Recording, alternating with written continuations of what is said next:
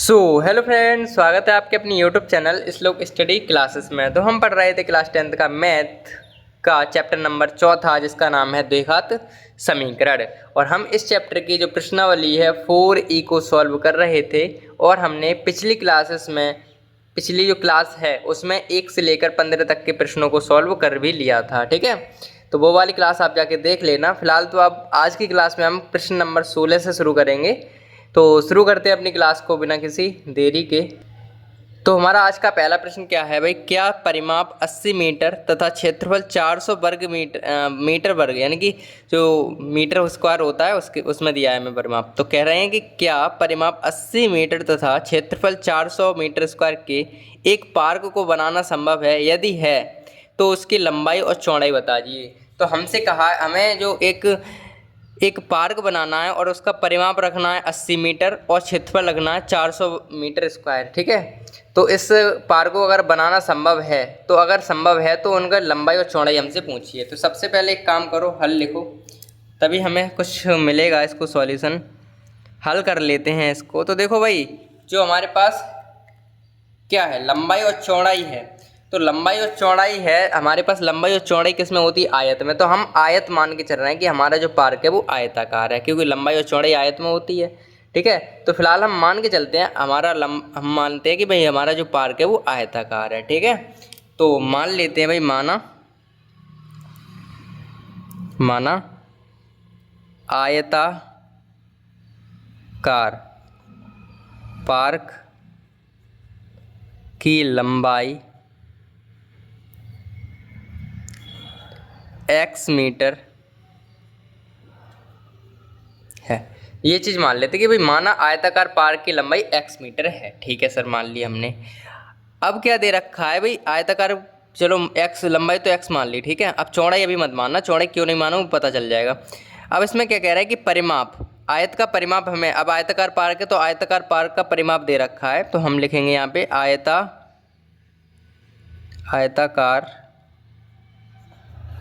Park का परिमाप हमें दे रखा है क्या, 80 मीटर। 80 मीटर हमें आयताकार जो पार्क है उसका परिमाप दे रखा है 80 मीटर, ये दे रखा है। ठीक है, तो आयत का जो परिमाप होता है वो क्या होता है, 2 लंबाई प्लस चौड़ाई, यही तो होता है भाई, बराबर हमें दे रखा है 80। अपने मान रखे हैं तो 2 लंबाई हमने मानी है x, तो x प्लस चौड़ाई हमने कुछ नहीं मानी है अभी, तो चौड़ाई हम यहाँ से निकाल सकते हैं भाई 80। ये जो 2 दिख रहे हैं इधर ले जाएंगे तो ये x प्लस के चौड़ाई बच जाएगी बराबर, ये 2 बट्टे में जाएंगे तो हमारे पास ये कट जाएंगे 40 बार, यानी कि इनसे ये कट गए, हमारे पास क्या आ गया, 40। ठीक है, तो आगे बढ़ लेते हैं। फिलहाल तो इतना काम हमने कर लिया। तो जो हमारी अगर x प्लस चौड़ाई बराबर ये आ गई, तो अगर हम यहाँ से चौड़ाई केवल निकाल लें तो चौड़ाई बराबर हमारे पास क्या आ गई, 40, और x जो है वो इधर चली जाएगी, माइनस की हो जाएगी। तो x चौड़ाई का मान आ गया हमारे पास क्या, चौड़ाई हमारे पास आ गई 40 माइनस x। लंबाई हमारी x है, चौड़ाई हमारी 40 माइनस x है। ठीक है, ये हमने चौड़ाई निकाल ली अपनी। अब क्या करेंगे, अब हमें क्या दे रखा है, पार्क का क्षेत्रफल दे रखा है। अब आयताकार पार्क है तो यहाँ लिख सकते हो, आयताकार पार्क का क्षेत्रफल क्या होता है भाई, लंबाई इंटू, 1 मिनट रुको, आयताकार पार्क का क्षेत्रफल हमें दे रखा है, कितना दे रखा है, 1 मिनट क्वेश्चन देख लेते हैं क्या दे रखा है। तो आयताकार पार्क का क्षेत्रफल हमें 400 दे रखा है। क्या दे रखा है, 400 दे रखा है। तो आयताकार पार्क का क्षेत्रफल 400 हमारे पास है। आयत का क्षेत्रफल होता है उसके फॉर्मूला क्या होता है, लंबाई इंटू चौड़ाई बराबर क्या हो जाएगा, 400। यही तो हो जाएंगे, अपने मान रख देंगे जो हमारे पास है। तो हमारे पास आयत के पार्क की लंबाई क्या है और चौड़ाई क्या है। तो लंबाई तो हमने x मानी, तो लंबाई तो हमारे पास x है, इंटू चौड़ाई हमारे पास ये है 40 माइनस x बराबर 400। ठीक है, ये चीज़ समझ में आ गई भाई। अब अपन काम करेंगे आगे का, तो क्या है वो समझिए कि भाई इसका करेंगे तो 40x माइनस एक्स स्क्वायर और माइनस के 400, ये बराबर 400, ये वाले आ गए। अब एक काम करो, जो एक्स स्क्वायर उसे आगे करेंगे तो एक्स स्क्वायर माइनस के हो गए, और ये प्लस के 40 है x, और ये माइनस के इधर आएंगे तो ये 400 हो जाएंगे बराबर 0। अगर यहाँ से माइनस हमें हटाना है तो अंदर के चिन्ह सभी बदल जाएंगे, और ये हमारे पास सिचुएशन बनेगी ये वाली। तो ये हमारे पास समीकरण बन जाएगा इस तरीके का। ठीक है, ठीक है भाई, समीकरण हमें बन गया आराम से। अब हम समीकरण को सॉल्व करेंगे। तो 400 एकन तो 400 हो गए।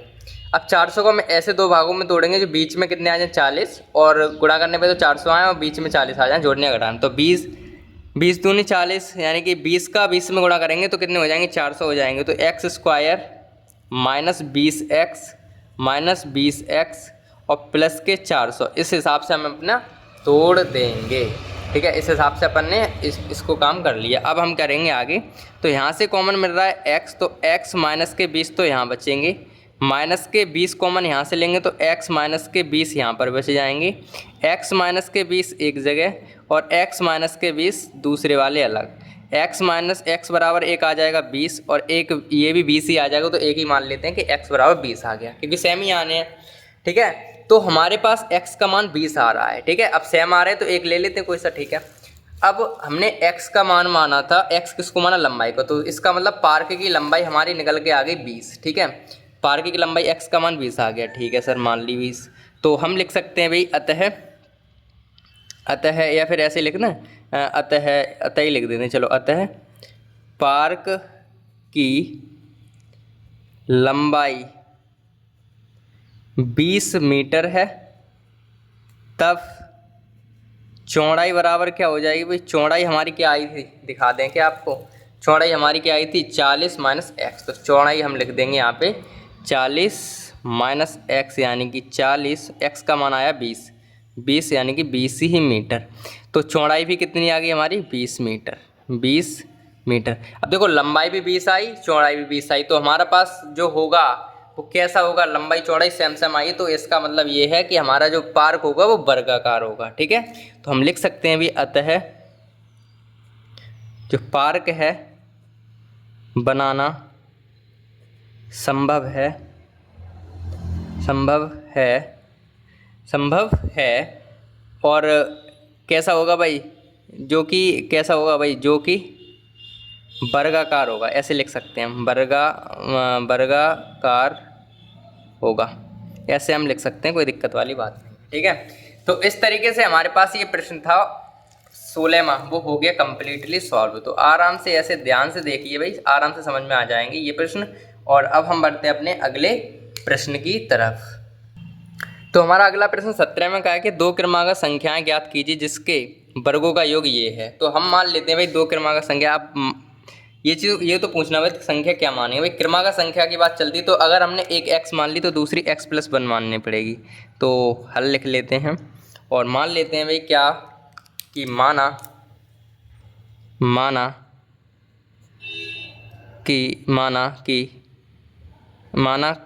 कोई दो क्रमागत संख्याएं x तथा x प्लस 1 है। देखो, एक x है तो दूसरी x प्लस 1 ही तो होगी भाई। क्रमागत संख्या तो मानना हमने सिखा ही दिया। सम संख्या, विषम संख्या और क्रमागत संख्या तीनों अलग अलग माननी पड़ती हैं, वो ध्यान से समझना पड़ेगा भाई।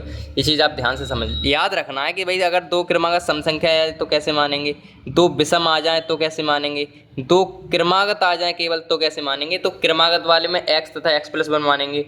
अगर दो क्रमागत सम संख्या आ जाए तो एक 2x मान लो, दूसरी 2x प्लस 2 मान लो। ऐसे ही क्रमागत विषम संख्या आ जाए तो 2x प्लस 1 और एक 2x प्लस 3 ऐसे माननी है। ठीक है, ये मानना हम सिखा ही चुके हैं। अब ये हमने मान ली कि माना कोई दो क्रमागत संख्या एक x तथा x प्लस 1 है, तब प्रश्न क्या कह रहा है, जिसके वर्गों का योग, इनके वर्गों का योग दे रखा है, तब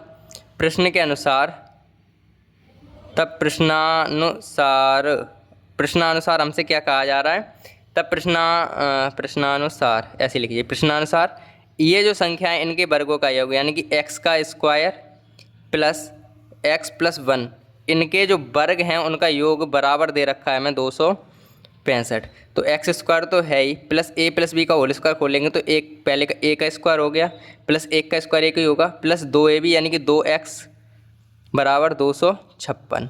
इस तरीके से x 2x स्क्वायर हो गया, प्लस एक 2x ये आ गए, और ये वाले जब इधर आएंगे तो माइनस के हो जाएंगे ना, तो माइनस के 264 हो जाएंगे, एक प्लस वाला घट जाएगा ना। तो ये हमारे पास समीकरण बन के आ गया 2x square plus 2x minus 64। एक काम करो, इनमें से अगर हम दो कॉमन ले लें, क्योंकि दो कॉमन दिख रहे हैं तो समीकरण एक मान लेते हैं। तो यहाँ लिखें, इधर कर लेते हैं इसे। समीकरण 1 से 2 कॉमन लेने पर, कॉमन ये 2 पे गोला मत करना, 2 कॉमन लेने पर वो हो गया गलती से।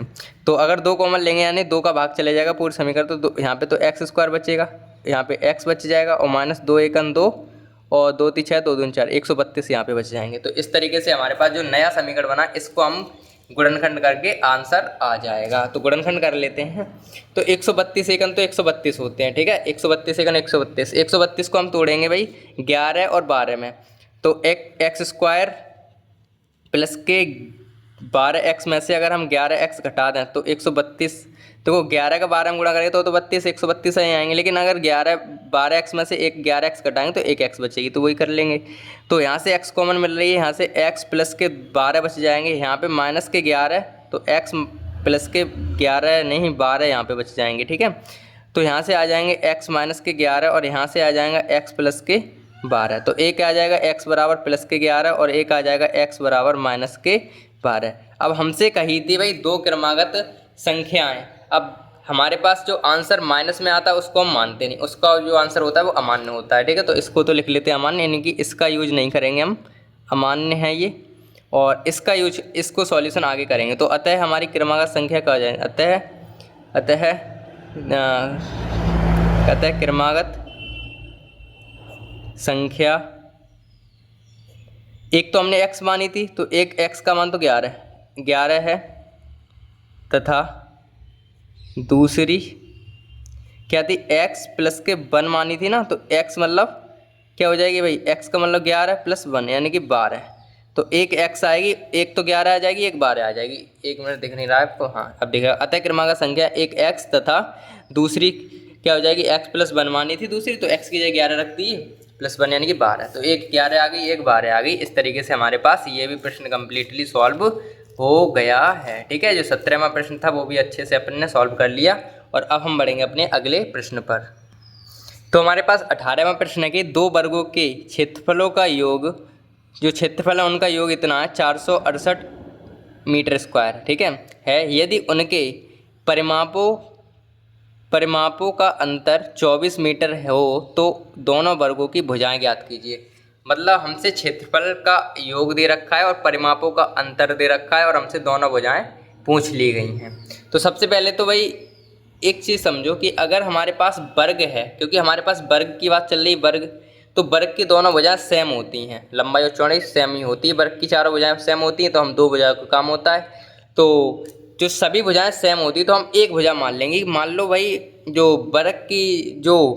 वर्ग पहले वर्ग की भुजा x है, ये मान लो, क्योंकि 2 वर्ग की बात चल रही तो पहले x मान लेते हैं। तो एक काम करो, हल लिख लेते हैं यहाँ पे। सबसे पहले तो हल लिखेंगे, उसके बाद सॉल्यूशन करेंगे। तो हल लिख लिया हमने सबसे पहले, ठीक है। और हल लिखने के बाद माना पहले वर्ग की भुजा x मीटर है, मान लिया। माना पहले वर्ग की भुजा x मीटर है, ठीक है, ये हमने मान लिया।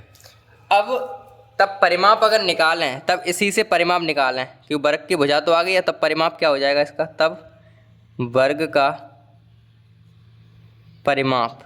और परिमाप का फॉर्मूला हमारे पास होता क्या है भाई, 4 × भुजा, और हमने एक भुजा मान ली है x, तो दूसरी 4 तो ऐसे ही भुजा की जगह x, तो वर्ग का परिमाप जो हमारे पास आ गया, क्या आ गया, 4x मीटर। ये हमारे पास आ गया वर्ग का परिमाप पहले वर्ग का, ठीक है। अब हमसे प्रश्न के अनुसार क्या कह रहे हैं, अब पहले वर्ग का परिमाप आ गया, अब हमें दूसरे वर्ग का परिमाप निकालना है। तो कैसे निकालें वो समझो।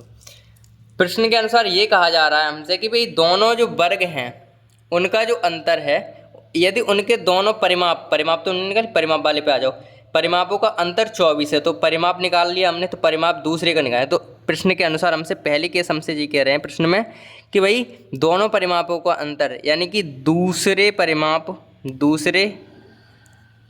वर्ग का परिमाप में से पहले वर्ग का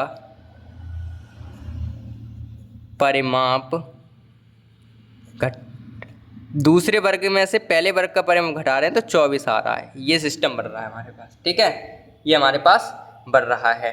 तो इसमें अगर मान रखें तो दूसरे वर्ग का परिमाप हमें पता नहीं, तो ऐसे कैसे लिखेंगे, दूसरे वर्ग का परिमाप हमें पता नहीं है, लेकिन पहले वर्ग का परिमाप हमने निकाल लिया 4x, और आगे हमारे पास 24 तो है ही।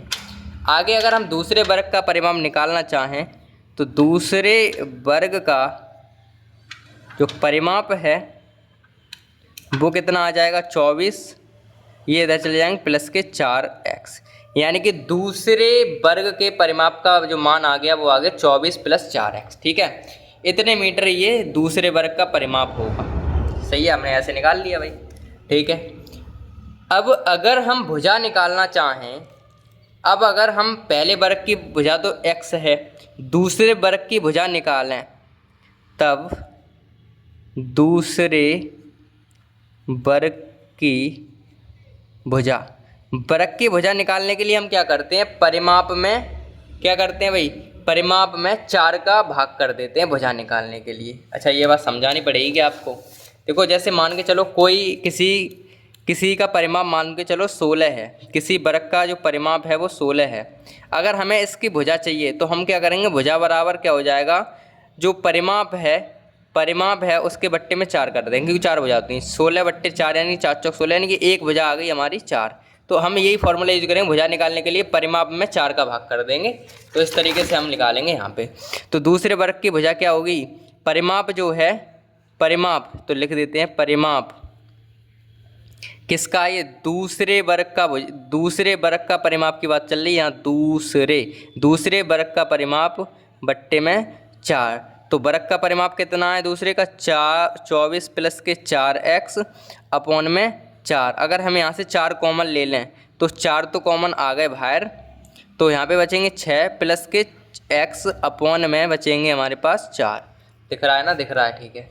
यहाँ से हमने 4 कॉमन लिया, अब देखो 4 से 4 कट गए, तो हमारे पास जो भुजा आई तब कह सकते हैं हम दूसरे वर्ग की भुजा बराबर आ गई हमारे 6 + x, ये 6 + 4 से 4 कटे 6 + x, ठीक है। तो हमारे पास काम की चीज़ निकल के आ गई भाई, जो भुजा है वो आ गई हमारे पास, दूसरे वर्ग की भुजा आ गई 6 + x, ठीक है।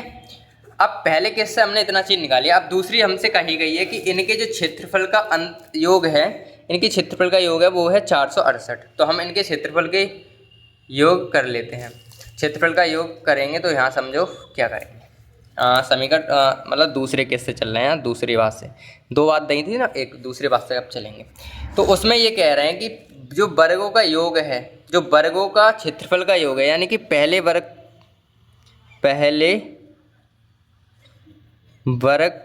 का क्षेत्रफल और दूसरे वर्ग का क्षेत्रफल,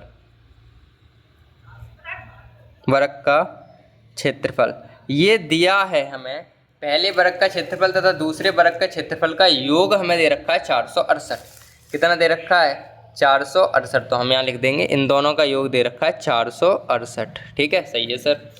तो पहले वर्ग का क्षेत्रफल कितना है हमारे पास, पहले वर्ग का क्षेत्रफल निकालने के लिए क्या करेंगे, पहले वर्ग का क्षेत्रफल वर्ग का क्षेत्रफल क्या होता है, भुजा का स्क्वायर।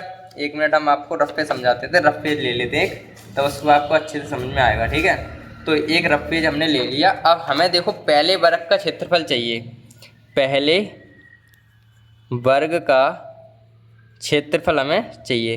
तो भाई क्षेत्रफल क्या होता है, भुजा का स्क्वायर होता है।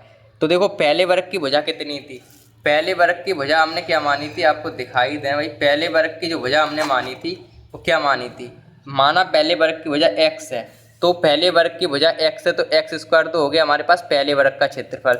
अब ऐसे अगर हम दूसरे वर्ग का क्षेत्रफल निकालेंगे तो दूसरे की भुजा लगाएंगे, दूसरे की भुजा कितनी है भाई, दूसरे की हमने भुजा निकाल ली कितनी, दूसरे वर्ग की भुजा 6x + x का होल स्क्वायर, पूरे का स्क्वायर करेंगे तो इस तरीके से हमारे साथ सिस्टम बनेगा।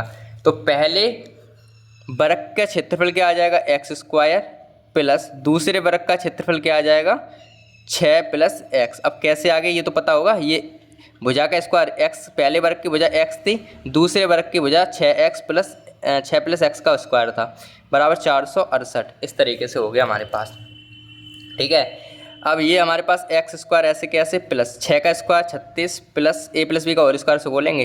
पहले का स्क्वायर 36, दूसरे का स्क्वायर एक्स स्क्वायर, फिर तीनों गुणा कर देंगे। 6 दूनी 12 और एक 6 दूनी 12 एक्स बराबर 468। इस तरीके से हमारे पास बन गया ये। यहाँ से अगर हम सॉल्यूशन करें तो 1x स्क्वायर 2x स्क्वायर तो ये हो गए और प्लस के 12x इधर आ गए। और देखो ये माइनस के 36 प्लस के 36 तो हैं ही, ठीक है, ये प्लस के 36 तो हैं ही, प्लस के 36 है ना, रुक जाओ, हाँ प्लस के 36 ये हैं और इधर जाएंगे ये माइनस के 468 हो जाएंगे। तो प्लस के 468 में से माइनस के 468 में से प्लस के 36 घटाएंगे तो कितने हमारे पास बच जाएंगे भाई, कितने बच जाएंगे, 432 के समथिंग बच जाएंगे भाई, 432 बराबर 0। देखो 468 में से 36 सीधे सीधे घटा दी तो ये हमारे पास समीकरण बन गया। अब इसमें से अगर हम 2 कॉमन ले लें तो हम लिखेंगे समीकरण 1, ये तो समीकरण 1 में से 2 कॉमन लेने पर ये प्रश्न थोड़ा बड़ा है, ध्यान से समझना है भाई। इस अगर 2 कॉमन लेंगे तो 2 कट जाएंगे, यहाँ से एक्स स्क्वायर बचेगा, यहाँ पे 6x बच जाएंगे, यहाँ 2 दूनी 4, 2 1 2, 2 6 12, 216 हमारे पास ये बचेंगे। तो ये जो समीकरण आया इसके हम क्या करेंगे, गुणनखंड करेंगे, वो भी अगले पेज पर, क्योंकि इसमें पेज में जगह रही नहीं। ठीक है, तो हम दूसरा पेज ले लेते हैं। तो 2 मिनट हमें दीजिएगा दूसरे पेज के लिए। तो हमारे पास दूसरा पेज नीचे आ गया है ये। अब हमें इस पर क्या करना है, ये वाला जो समीकरण है उसको लिखना है, x square plus 6x minus, तो यहाँ लिख लेते हैं x square plus 6x minus 216 बराबर 0। इसको हमें क्या करना है, इसके हमें गुणनखंड करने हैं और हमारे आंसर हमारे पास आ जाएगा। तो फिलहाल हम थोड़ा फ्रेम सही कर लें पहले, तो 1 मिनट, हाँ ठीक है भाई, अब दिख रहा है ना आपको सही से, ठीक है। तो अब इसमें क्या करेंगे वो देखिए, अब इसके फैक्टर करेंगे तो 2 से 16 एकन तो 2 से 16 हो गए, ठीक है। अब 2 से 16 को हम इस तरीके से तोड़ेंगे, तो हम तोड़ेंगे भाई 18 और 12 में, 18 और 12 गुणा करेंगे तो 2 से 16 आ जाएंगे और 18 में से 12 घटेंगे तो 6 बच जाएंगे। तो हम लिख लेंगे यहाँ पे एक्स स्क्वायर प्लस के 18x और माइनस के 12x और माइनस के 216 हैं बराबर 0। यहाँ से x कॉमन है तो x प्लस के 18 और यहाँ से है माइनस के 12 कॉमन, तो x प्लस के 18 ये बच जाएंगे। 12 का भाग 2 16 में देंगे, 18 बार जाएगा, तो x माइनस के 12 ये बचेंगे और x प्लस के 18 हमारे पास ये बचेंगे। तो x बराबर एक 12 आ जाएगा और एक आ जाएगा x बराबर माइनस के 18। अब माइनस में दूरी हमारी होती नहीं, ये तो हो गया अमान्य, माइनस वाला आंसर हो गया अमान्य, तो हम प्लस वाले को लेकर आगे बढ़ेंगे, ठीक है। तो अतः हम वर्ग की भुजा कह सकते हैं, अतः वर्ग की भुजा, ये तो छोड़ दी अमान्य, 12 मीटर होगी, 12 मीटर होगी। हमसे वर्ग की भुजा पूछी थी तो ये 12 मीटर हमारे पास आंसर आ गया है, ठीक है भाई। तो इस तरीके से ये प्रश्न होना था और ये हमारे पास कम्प्लीटली सॉल्व हो भी गया है। तो एक बात ध्यान से समझ ले, ये प्रश्न थोड़ा बड़ा था, ध्यान समझना है भाई। पहले मान लेंगे पहले वर्ग की भुजा, ऐसे ही परिमाप निकल के आ गया, ठीक है। ये क्वेश्चन ध्यान से समझो कि मैंने वैसे भी डिटेल से समझा हुए चला, ये करा पहले हमने इतना काम, इनसे समीकरण निकाल लिया और समीकरण के बाद ये भी सॉल्यूशन हमने इसमें ही ये किया है, आपको एक ही सॉल्यूशन है ये, ठीक है। तो फिलहाल हो गया ये 18वां प्रश्न भी अपना कंप्लीट है। तो अब हम बढ़ेंगे अपने अगले प्रश्न की तरफ। तो हमारा अगला प्रश्न क्या है वो ध्यान से समझते हैं, 19वां प्रश्न है। ये भी प्रश्न थोड़ा बड़ा है, ध्यान से समझना है आपको अच्छे से, ठीक है। तो एक क्लास टेस्ट में सैफ अली नाम है किसी का, तो एक क्लास के टेस्ट में सैफ अली ने गणित और अंग्रेजी में प्राप्त अंक किए, ठीक है। गणित और अंग्रेजी के अंकों की बात चल रही, केवल प्राप्त अंक किए गए अंकों का जो योग है वो है 30, ठीक है। जो मतलब गणित और अंग्रेजी के अंक जो मिला के 30 अंक हैं, उसके कुल मिला के अंग्रेजी और गणित के मिला के 30 अंक हैं। यदि उसको गणित में 2 अंक अधिक मिलते और अंग्रेजी में 3 अंक अधिक मिले होते तो उसके जो अंकों का गुणनफल हो जाता 210। तो उसके द्वारा दोनों विषयों में प्राप्त अंकों की गणना कीजिए। हमें दोनों विषयों में उनके अंक बताने हैं कि कितने कितने हैं, ठीक है भाई। इतने हमें समझनी चाहिए, इतनी बात हमें करनी है भाई, अंक बताने कौन से सब्जेक्ट में कितने मिल गए, ठीक है। तो फिलहाल एक चीज़ करो, सैफ अली की बात चल रही, तो मान लो भाई सैफ अली ने हल लिखो पहले, तो भाई मान लो भाई सैफ अली ने गणित में x अंक प्राप्त की। गणित एक विषय लेके चल रहे हैं, गणित के मान लेते हैं। आप चाहो तो इंग्लिश ले लो, कोई दिक्कत नहीं, गणित हमारा फेवरेट है, गणित ले लेते हैं। तो माना सैफ अली ने गणित में x अंक प्राप्त किए, x अंक प्राप्त किए। ठीक है। अब ये बताओ सैफ अली ने गणित में x अंक प्राप्त किए। ठीक है, इस सवाल को दो तरीके करने के। आप चाहो तो ऐसे कर सकते हो, माना सैफ अली ने गणित में x अंक प्राप्त किए तथा अंग्रेजी में y अंक प्राप्त किए। ऐसे भी कर सकते हो, लेकिन थोड़ा हम शॉर्ट कर रहे हैं, बस थोड़ा सा अगर आप समझोगे तो काम हो जाएगा। ठीक है, तो अगर हम कहें कि ये चीज़ हमारे पास समझ में आई कि भाई ये चीज़ समझ में आ गई होगी। अब सैफ अली ने गणित में x अंक प्राप्त किए, हमने माना। अगर हम प्रश्न के अनुसार देखें तब फर्स्ट के सम से प्रश्न में कहा गया है कि जो गणित और अंग्रेजी है उन दोनों का योग दे रखा है 30 है। ये हमें प्रश्न में दे रखा है, लिखो तो ये लिख लो, दिया है। ठीक है, ये चीज़ देखिए ना, देखो गणित और अंग्रेजी के प्राप्त सब्जेक्ट 30 हैं, मतलब दोनों अंकों के 30 हैं। हमने उसमें से गणित को मान लिया है x, तो यहाँ पे तो x आ गया, प्लस अंग्रेजी ऐसे की ऐसी आ गई अंग्रेजी, और बराबर 30 हैं। ठीक है, तो अगर हम अंग्रेजी की निकालना चाहें तो अंग्रेजी हमारे पास क्या आ जाएगी, अंग्रेजी आ जाएगी भाई 30 माइनस x। तो अंग्रेजी में उसने इतने अंक प्राप्त किए। देखो गणित में x अंक प्राप्त किए, तो अंग्रेजी में उसने 30 माइनस x अंक प्राप्त किए। इतने अंक हमारे पास आ रहे हैं। ठीक है, ये चीज़ आपको समझाना चाह रहे हैं। गणित के मान के इंग्लिश के निकाल लिए, गणित के मान के इंग्लिश के निकाल लिए, इस तरीके से हमने इंग्लिश के निकाल लिए। ठीक है सर, ठीक है सर, मान लिया आपकी बात। अब अगली केस में हमसे ये कह रहे हैं कि जब यहाँ तक पहुँच गए, अब यदि उसको गणित में 2 अंक अधिक मिले, अधिक, और अंग्रेजी में 3 अंक अधिक मिलते। ठीक है, जो गणित है उसमें 2 अंक अधिक मिलते तब क्या होता है ये समझो। पहली केस हमसे क्या कह रहे हैं, जब गणित में 2 अंक अधिक मिलते तब, इधर ही लिख देते हैं,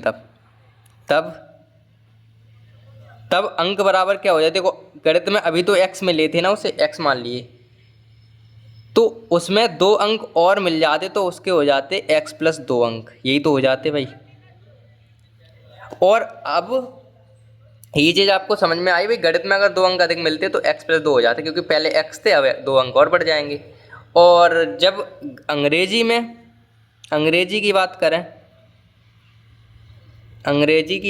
अगर, ठीक है, तो अंग्रेजी की बात करें, अंग्रेजी में कितने 3 अंक अधिक मिलते,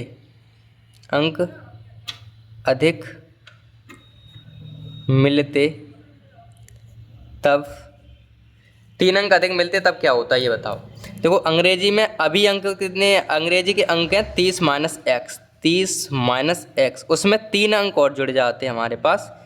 ठीक है, 3 अंक और हमारे पास जुड़ जाते। 1 मिनट रुक जाना, देख लेना, मैं 3 अंक कम मिलते। एक मिनट यहाँ पे क्वेश्चन में दिया है 3 अंक कम मिलते का मतलब घटेंगे भाई, यहाँ अधिक नहीं होगा, ये कम होगा। यहाँ पे क्या होगा, कम, और कम होगा तो माइनस के 3 आएंगे। ध्यान से समझना भाई, माइनस के 3 आएंगे। ठीक है, तो हमारे पास 30 में से 3 घट जाएंगे तो 27 बचेंगे, और माइनस के 1 x बच जाएगा। ठीक है, तो इतने अंक हमारे हो जाते भाई गणित अंग्रेजी में। समझ में आ गई होगी आई हो ये बात। ठीक है सर, अब हमसे प्रश्न क्या कह रहा है आगे कि भाई दोनों जो अगर इतने अंक कम मिलते तो उनके अंकों का जो गुणनफल है वो 210 होता। यानी कि बात ये है, प्रश्न के अनुसार, प्रश्नानुसार बात ये है कि 2 अंक अधिक मिलते तो इतने अंक होते ना उसके, x प्लस के 2, और ये अंक होते 27 माइनस एक्स। इनका जो गुणनफल है वो दे रखा है मैं 210। गुणनफल मतलब गुणा कर देंगे, कोई दिक्कत नहीं है, गुणा लगाओ चाहे ना लगाओ हो जाता है काम हमारा। इसको सॉल्व करना है हमें आगे, तो इसे कर लेते हैं सॉल्व भाई जल्दी से। अब थोड़ा सा इतना काम करें तो x का 27 में करेंगे हमारे पास आ जाएंगे 27x, x का x में करेंगे माइनस के x स्क्वायर हो जाएंगे, 2 का इधर करेंगे भाई हो जाएंगे भाई 2 7 14, एक हासिल 2 दूनी 4 और 1 5 54, ठीक है। और माइनस के प्लस माइनस और 2x इधर हो जाएंगे और बराबर आ जाएंगे 210। तो इसको सॉल्व कर लें तो माइनस के एक्स स्क्वायर तो है ही, माइनस के एक्स स्क्वायर ऐसे के ऐसे रख दो, माइनस के 2x भी ऐसे के ऐसे रख दो, और रुको माइनस के 2x और माइनस के ये घट जाएंगे ना, 25x बच जाएंगे। यहाँ पे कितने बच जाएंगे 25x। देखो 27x में से 2x कटे माइनस के 25x, वो भी प्लस के बचेंगे यहाँ पे प्लस के, क्योंकि माइनस के प्लस के हम प्लस बचेंगे। और माइनस के 54 इधर आए, ये भी आएंगे तो जुड़ जाएंगे, माइनस के 54 210 में हमारे जुड़ जाएंगे। तो कितने हो जाएंगे भाई हमारे पास माइनस के है ना 54, एक मिनट देख लेना मैं, माइनस प्लस यहाँ 7 यहाँ प्लस के हो जाएंगे भाई, क्योंकि 2 का 27 में करेंगे 54 प्लस के आएंगे, और प्लस के आएंगे तो 2 ये वाले ये वाले माइनस के हैं, ये इधर ये प्लस के इधर आएंगे तो माइनस के, तो 210 में से 54 घट जाएंगे, और घट जाएंगे तो हमारे पास कितने बचेंगे 156, ये बराबर 0 आ गया। तो एक्स स्क्वायर बराबर ये माइनस हटेगा तो अंदर चिन्ह हम बदल देते हैं और प्लस के 156। इस तरीके के ये समीकरण हमारे पास बन के रेडी हो गया, ठीक है भाई, ये हमारे पास बन के रेडी हो गया। तो अब अगर हम इसको तोड़ें तो 156 और 12 और 13 में से तोड़ देंगे हम, ठीक है।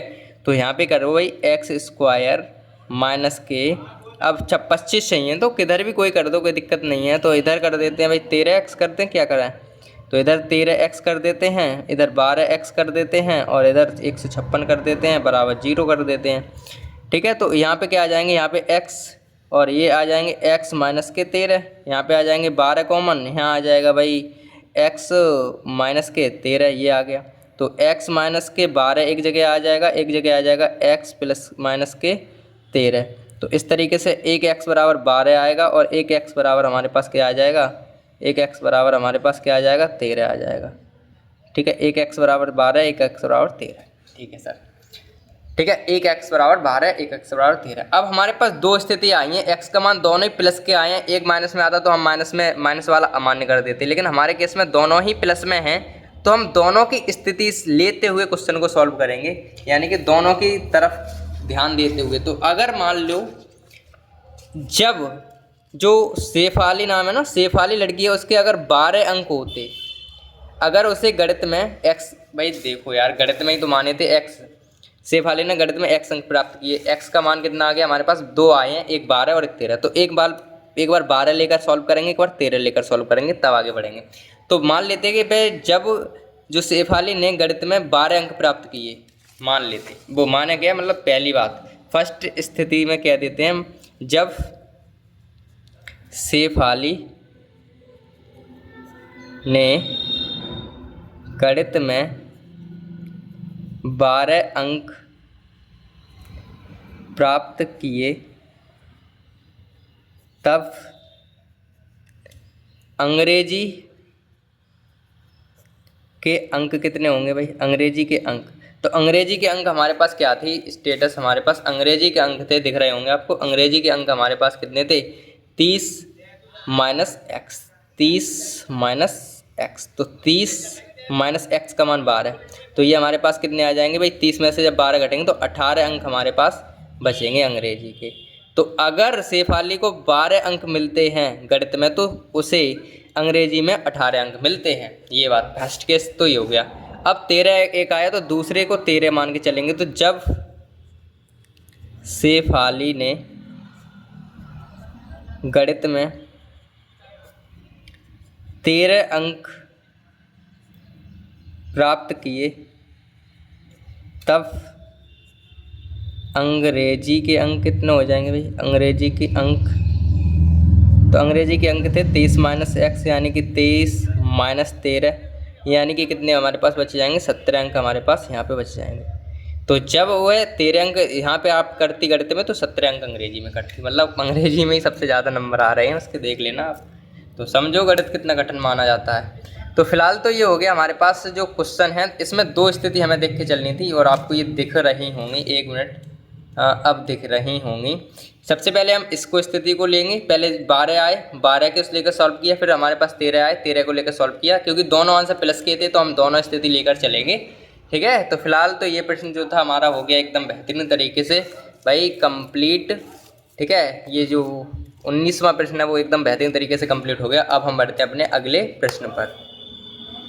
तो हमारा अगला प्रश्न है 20वां, वो क्या है भाई, एक समकोण त्रिभुज की ऊंचाई जिसके आधार से 7 सेंटीमीटर कम है। मतलब जो समकोण त्रिभुज है उसकी ऊंचाई जो है वो आधार से 7 सेंटीमीटर कम है। यदि विकर्ण 13 सेंटीमीटर का हो तो विकर्ण का मतलब कर्ण, यहाँ कर्ण है, कर्ण 13 सेंटीमीटर का तो अन्य दो बजाय बताइए। इस प्रकार का जो सवाल हम पहले भी कर चुके हैं, ठीक है ना, समझ में आई भाई। एक काम करते हैं, इसके लिए हम थोड़ी सी अलग तरीक़ा से करेंगे।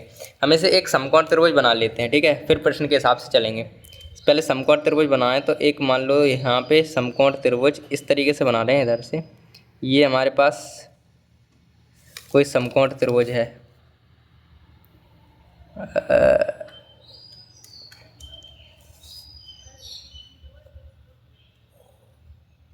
ठीक है, ये हमारे पास समकोण त्रिभुज है, ठीक है, मान लिया हमने। तो अगर हमारे पास समकोण त्रिभुज, जो इस समकोण त्रिभुज की बात कर रही है, उसकी ऊंचाई जो है आधार से 7 है, तो आधार इसका क्या होगा भाई, आधार हमारे पास मान लेते हैं भाई ए बी हमारे पास आधार है, ए बी का आधार मान ले। तो अगर हमने आधार x मान लिया, ठीक है, अगर हमने आधार x मान लिया तो जो ऊंचाई है वो 7 कम है। तो ऊंचाई ये वाली होती है ना, ऊंचाई ये, तो x में से 7 कम हो गई, ठीक है। और कर्ण हमें दे रखा है 13, तो ये सिचुएशन हमारे पास बन जाएगी। x हमारे जो आधार है वो x है, तो हम लिखेंगे माना आधार x है, ठीक है, माना आधार क्या है x है, और ऊंचाई हमारे पास क्या हो जाएगी, तो x - 7 हो जाएगी, और ये दिया है, तो ठीक है, तो मान लेते हैं भाई। अब इसी जो चित्र है इसके हिसाब से लिखेंगे, माना, हल लिखे हो पहले तो, अरे हल इसी से लिख दिया, चलो कोई नहीं, लिख देते हैं माना, माना समकोण त्रिभुज, समकोण त्रिभुज A B C, A B C, A B C, ठीक है, समकोण त्रिभुज ए बी सी का आधार x है, ये मान लिया हमने। माना भाई समकोण त्रिभुज ए बी सी का आधार x है, तब त्रिभुज की ऊंचाई, ऊंचाई क्या हो जाएगी भाई, ऊंचाई जो है वो 7 कम है, यानी कि x - 7 हो जाएगी। आधार x है तो आधार से 7 कम है तो x - 7 हो जाएगी। यहाँ पे देखो x - 7 है। और कर्ण हमारे पास क्या है, कर्ण हमारे पास है 13, और ये हमें दिया है भाई, ये हमारे पास इतना सिचुएशन हमने लिख दी भाई, ठीक है, इतनी हमने सिचुएशन लिख दी। अब अगर दो भुजाओं की बात चल रही है तो हम समकोण त्रिभुज में पाइथागोरस प्रमेय में लगाएंगे, तो लिख देंगे भाई, हाँ यहाँ लिख दें समकोण त्रिभुज ए बी सी में पाइथागोरस प्रमेय से। तो क्या होता है भाई, कर्ण स्क्वायर बराबर लंब स्क्वायर प्लस आधार स्क्वायर, ये तो होती है पाइथागोरस प्रमेय। तो इससे हम अपना काम करेंगे आगे का। तो कर्ण हमारे पास ये दिया है 13, 13 का स्क्वायर, लंब हमारे पास क्या है, ये है लंब x - 7, और आधार हमारे पास क्या है, x माना है x स्क्वायर, तो यहाँ पे स्क्वायर, 13 का स्क्वायर 169 बराबर x का स्क्वायर हो गया ये, प्लस 7 का स्क्वायर 49 - 2 यानी 14x, और प्लस के x स्क्वायर ये है, तो ये हो गया 6 9, और 2x स्क्वायर ये हो गया, दिख रहा है नहीं, एक मिनट नीचे कर लें, तो ये हो गया यहाँ पे 2, 1x square 1x 2x square plus 14 49 तो हैं ही, और माइनस के 14 भी x ऐसे कैसे होंगे। अब ये 49 दिख रहे हैं, इनको भी अगर इधर ले आएँ तो 2x स्क्वायर माइनस के 14x, और ये जो 169 हैं ये इधर ले जाएंगे तो ये हो जाएंगे माइनस के, तो इधर बचेगा माइनस के। जब 169 में से 49 जाएंगे तो हमारे पास 120 बच जाएंगे, ठीक है, ये हमारे पास समीकरण आ जाएगा, क्या आ जाएगा, 0 बच जाएगा इधर। तो हम इसको लिख सकते हैं भाई 2x² माइनस 14x और माइनस के 120 बराबर 0। ये हमारे पास समीकरण बन के आ गया। और अब हम इस समीकरण के कर देंगे फैक्टर्स। तो फैक्टर करते हैं।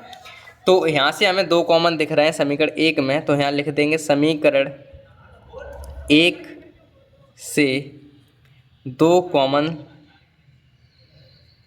लेने पर, कॉमन लेने से इतना आसान हो जाता है, बस थोड़ी कैलकुलेशन कम हो जाती है कॉमन लेने पर। अगर 2 कॉमन लेंगे तो यहाँ से 2 कट जाएंगे तो x² बचेगा, माइनस 14 यानी कि 7x बच जाएगा और माइनस के 60 बच जाएंगे बराबर 0। और जो 2 कॉमन लेते वो 0 में चला जाता है, जो 2 यहाँ से कॉमन लिए वो चले जाते 0 में, और 0 का 2 से गुणा करें 0 ही आएगा, तो वो इसको छोड़ दे, कुल मिला के हट जाते हैं भाई, 0 बन जाते हैं।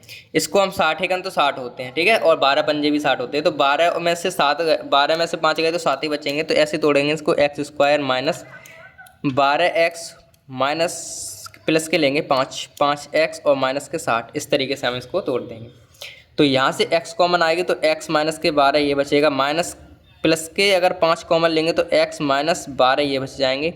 तो यहाँ पे आएगा x प्लस के 5 और एक आ जाएगा x माइनस के 12। तो यहाँ से x बराबर एक आएगा माइनस के 5 और एक आएगा हमारे पास x बराबर प्लस के 12, ठीक है। एक आएगा माइनस के 5 और एक आएगा प्लस के 12। और माइनस वाला आंसर हमारा कैसे होता है भाई, अमान्य होता है, और अमान्य है तो हम आगे का काम कर सकते हैं भाई। अगर हमारी 2 भुजाएं क्या हो जाएंगी भाई तब, तो यहाँ से लिख लें, चलो यहाँ से बन जाएगा, इतने में कलर चेंज कर दे ताकि आपको दिखता रहे।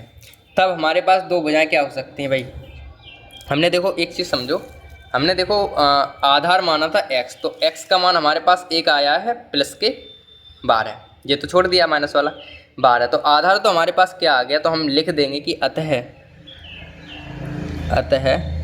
समकोण त्रिभुज ABC का आधार 12 सेंटीमीटर होगा, तब ऊंचाई x माइनस के 7 कम थी, तो 12 माइनस के 7 यानी कि ऊंचाई हमारे पास कितनी बच जाएगी भाई, 5 बच जाएगी, ठीक है।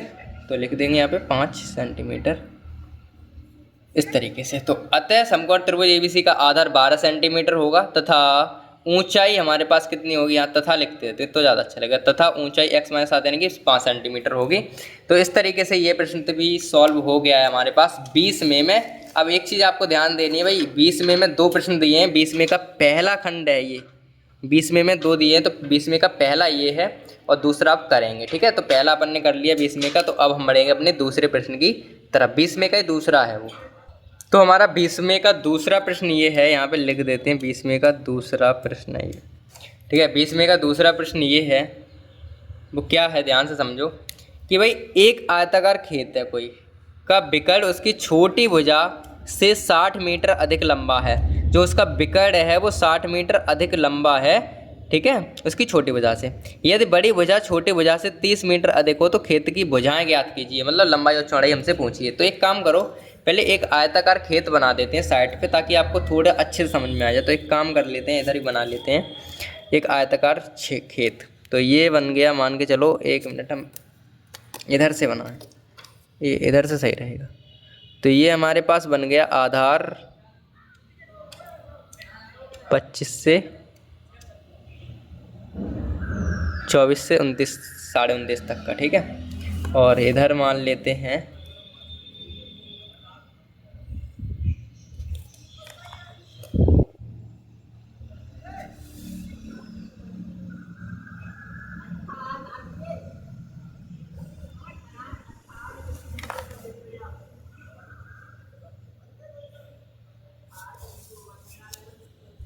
और ये हमारा है विकर्ण, ठीक है। इस तरीके का हमारे पास कोई खेत है। तो हमारे पास खेत बन के आ गया भाई, आयताकार खेत आ गया और ये इसका विकर्ण है। अब इसकी माप क्या है वो हम क्वेश्चन से देख के लिखेंगे। तो मान लेते हैं जो खेत है वो हमारे पास ए ये है, बी ये है, ए बी सी और डी, इसका नाम लिख दिया हमने ABCD, ठीक है। कोई समस्या नहीं है ना, नहीं है, ठीक है। तो अब इसमें क्या कहा है वो समझो। अब हमारे प्रश्न में क्या कहा है कि भाई आयताकार खेत के विकर्ण की छोटी, विकर्ण उसकी छोटी भुजा।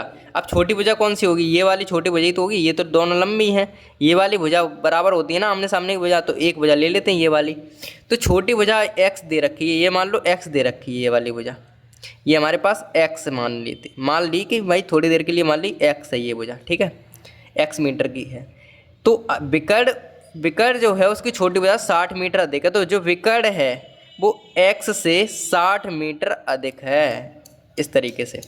और उसकी बड़ी भुजा, ये बड़ी वाली भुजा जो है वो 30 मीटर अधिक है, यानी कि x प्लस के 30।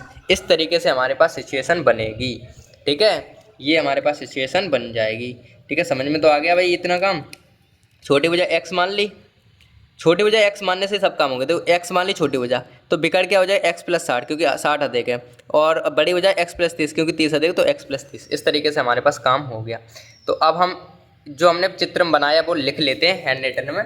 तो लिखेंगे सबसे पहले तो हल लिख लेते हैं, और उसके बाद जो हमने किया वो और लिख लेंगे। बस हल लिख लिया और माना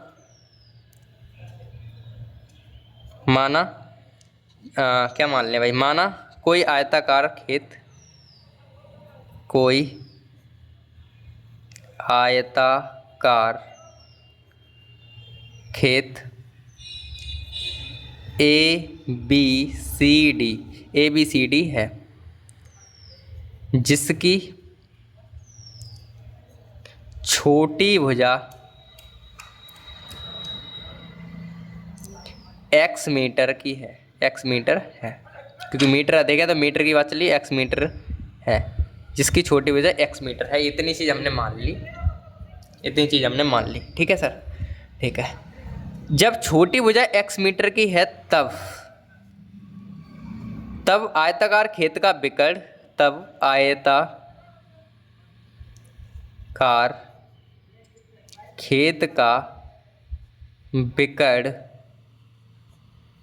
क्या है, ए सी बराबर क्या हो जाएगा, x प्लस के 60। ये है नहीं x प्लस के 60 क्योंकि 60 मीटर अधिक है तो x प्लस के 60 है, ठीक है। और तथा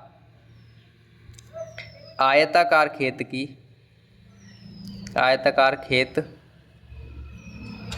की बड़ी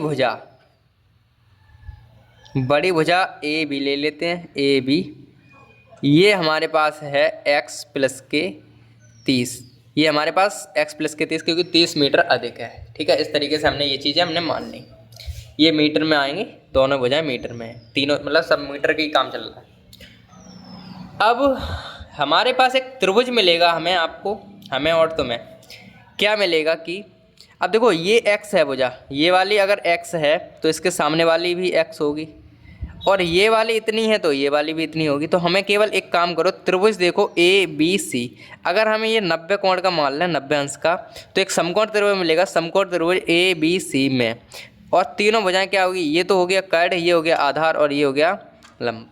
इस तरीके से हमारे पास हो गया ये, ठीक है।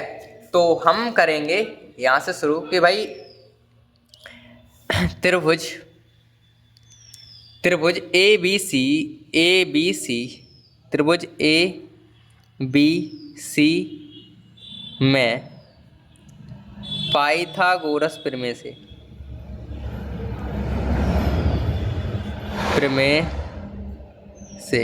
पाइथागोरस प्रमेय क्या होती है भाई, कर्ण का स्क्वायर बराबर लंब का स्क्वायर प्लस आधार का स्क्वायर, ये होता है हमारे पास। तो कर्ण बराबर कितना दिया है हमें, त्रिभुज देखें कौन सा, ए बी सी में देख रहे हैं, ए बी सी ये वाला त्रिभुज देख रहे हैं, ये वाला। तो कर्ण तो हमारे पास ये है x प्लस के 60 का स्क्वायर बराबर लंब कितना है हमारे पास, x का स्क्वायर प्लस आधार हमारे पास करना है x प्लस के 30 का होल स्क्वायर, ये हमारे पास है, ठीक है सर, ठीक है सर, मान गए आपकी बात। अब आगे कर लेते हैं इसी काम को। इससे सॉल्व करें तो देखो a प्लस बी का होल स्क्वायर बढ़ रहा है, यानी कि x का स्क्वायर प्लस 60 का स्क्वायर 3600 हो जाएंगे, और प्लस 2 छिंग यानी कि 120x बराबर x स्क्वायर तो यहाँ पे है ही, यहाँ पे a प्लस बी का होल स्क्वायर बनेगा, तो x स्क्वायर प्लस 3 का स्क्वायर 3 का 9 यानी कि 900 प्लस और 2 2 3 6 60x ये बन गया हमारे पास। इस लाइन को सॉल्व करेंगे भाई। ये कैलकुलेशन तो समझ में आ ही जाती होंगी भाई। यहाँ पे a + b का होल स्क्वायर फार्मूला लगाया कि लिखना पड़ेगा भाई, लिखना की ज़रूरत नहीं है, अब हाई स्कूल में आ गए आप। चाहो तो एक सॉल्यूशन के अंदर लिख सकते हो कि भाई हमने मान a + b का होल स्क्वायर यूज किया है, a² + b² + 2ab इसको हमने यूज किया है इसमें। ठीक है, कौन कौन सी जगह यूज किया था, एक बार यहाँ पे एक बार यहाँ पे, बस। ठीक है, आप सेम करो तो एक एक्स से एक एक्स काट देते हैं क्योंकि बराबर के इधर भी है इधर भी है, थोड़ा सा हल्का हो गया काम। अब अगर और काम करें तो हमारे पास क्या होगा वो समझो। x² इधर है हमारे पास, अगर हम इधर चलो उधर ही रहने देते हैं x², बाकी सब इधर ले जाते हैं तो बराबर, यहाँ समझो यहाँ पे बराबर आ गया, ये वाला ये बराबर यहाँ लिया, यहाँ पे x² है ही, माइनस प्लस के 900 भी हैं और प्लस के 60x भी हैं। ये 3600 इधर जाएंगे तो माइनस के 3600 हो जाएंगे और ये प्लस के 12 जाएंगे इधर के 120x ये हो जाएंगे। ठीक है, ठीक है भाई, ठीक है। अब थोड़ी सी कैलकुलेशन रह गई वो और कर लो। इधर बचा 0 तो यहाँ क्या आ जाएगा, x² तो ऐसे के ऐसे। देखो भाई यहाँ पे अगर x की बात करें 120x में से जब 60x माइनस की घटेगी, माइनस के में से ये प्लस के घटेगा तो माइनस के 60x तो ये बच गए। ठीक है, ये हमारे पास बच गए। ठीक है ना, ठीक है भाई, ठीक है, बच गए ना। अगर हम 3600 में से माइनस के 3600 में से 900 जाएंगे तो हमारे पास कितने बच जाएंगे भाई, माइनस के 2700 बच जाएंगे। ठीक है सर, ठीक है सर। तो हमारे पास जो समीकरण बना वो बन रहा है, इधर तो 0 है, x² - 60x माइनस के 2700 बराबर 0। ये हमारे पास समीकरण बना और इसके हमें करने हैं भाई गुणनखंड। ठीक है, तो इसके हम करें अगर फैक्ट मूल निकालें तो क्या आएगा वो देखो। अब 2700 एकम तो 2700 होंगे। ठीक है, और 27 से 9 27 यानी कि 90 और 60 के बीच में 90 और 9 27 यानी कि 90 और 30 के बीच में काम हो सकता है, और 90 में से 30 घटाएं तो 60 भी बच जाएंगे। तो यहाँ पे करेंगे x² माइनस 90x और प्लस के 60x, 60 नहीं 30x, क्यों 9 30 27 होते हैं 30x। देखो 90 में से 30 गए, 60 ही तो बचेंगे माइनस के वो भी, और ये हमारे पास आ गए 2700, ये 0।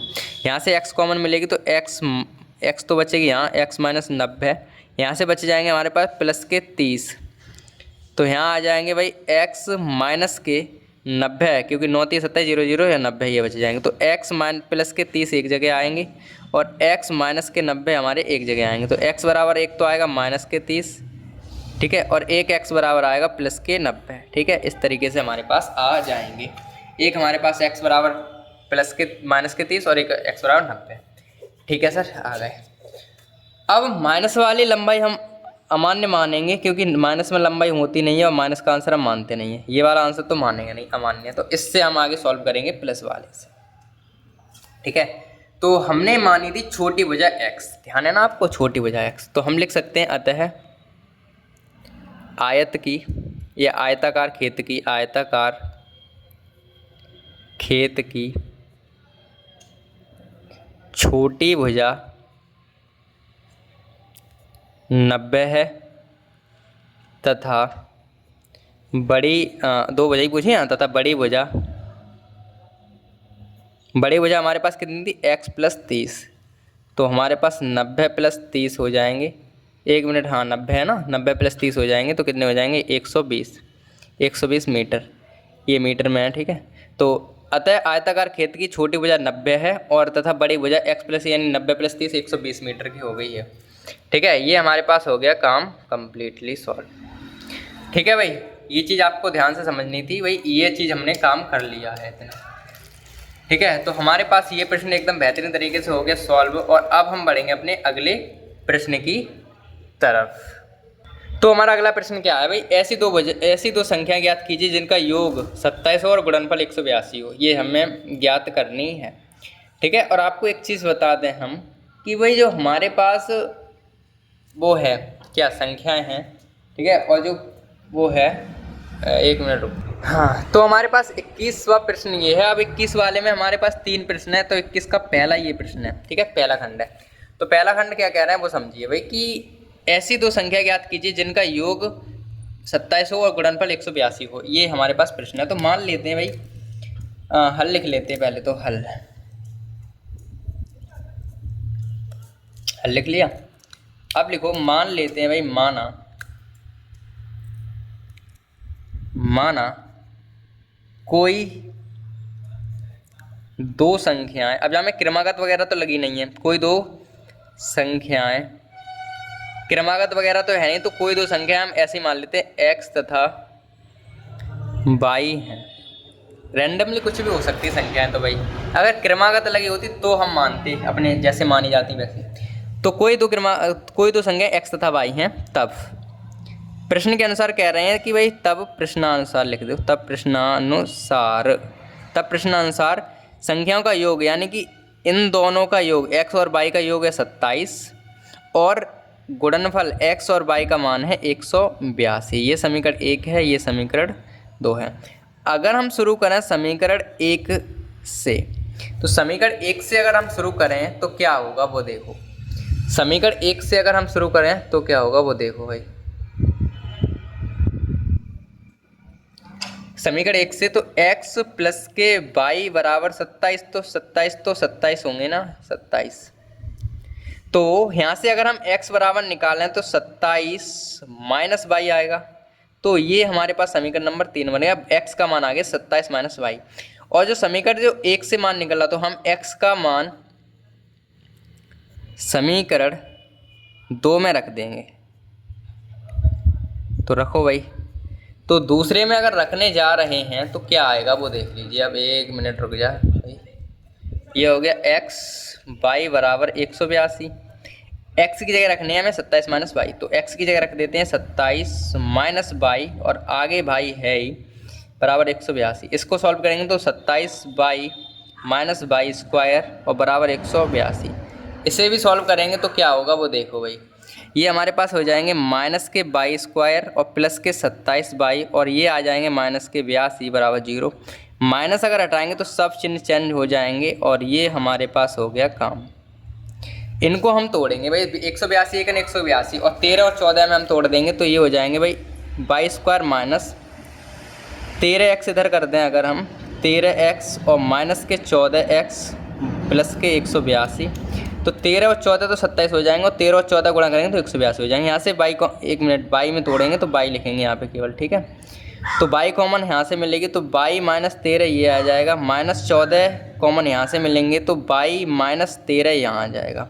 तो बाई माइनस 14 बचेंगे एक जगह, दिख रहा है नहीं दिख रहा है, और एक जगह हमारे पास बचेंगे बाई माइनस 13। तो यहाँ से एक जगह आएगा बाई बराबर 14 और एक आएगा बाई बराबर 13। तो हमारी जो संख्याएँ होंगी तो लिख देंगे अतः दो संख्याएं 13 व 14 होंगी। ये प्रश्न भी हमारा कम्प्लीटली सॉल्व हो गया है, ठीक है। ये छोटे छोटे प्रश्न आराम से हो जाएंगे, और ये प्रश्न हो गया कम्प्लीटली सॉल्व। तो अब हम बढ़ते हैं अपने अगले प्रश्न की तरफ। तो हमारा अगला प्रश्न है वो क्या है, दो क्रमागत 21वें का ये दूसरा प्रश्न है, ठीक है। 21वें का ये दूसरा प्रश्न है, 3 प्रश्न है उसमें, दूसरा ये है कि भाई दो क्रमागत धनात्मक पूर्णांक ज्ञात कीजिए जिनके वर्गों का योग दे रखा है, ठीक है। वर्गों का योग हमें दे रखा है, ठीक है। अब इसमें क्रमागत लगाया तो मानने का तरीका कुछ अलग होगा भाई। तो हल लिखेंगे, क्रमागत में क्या मानते हैं, एक अगर x मान ली तो दूसरी x प्लस वाई मानेंगे, x प्लस 1 मानेंगे।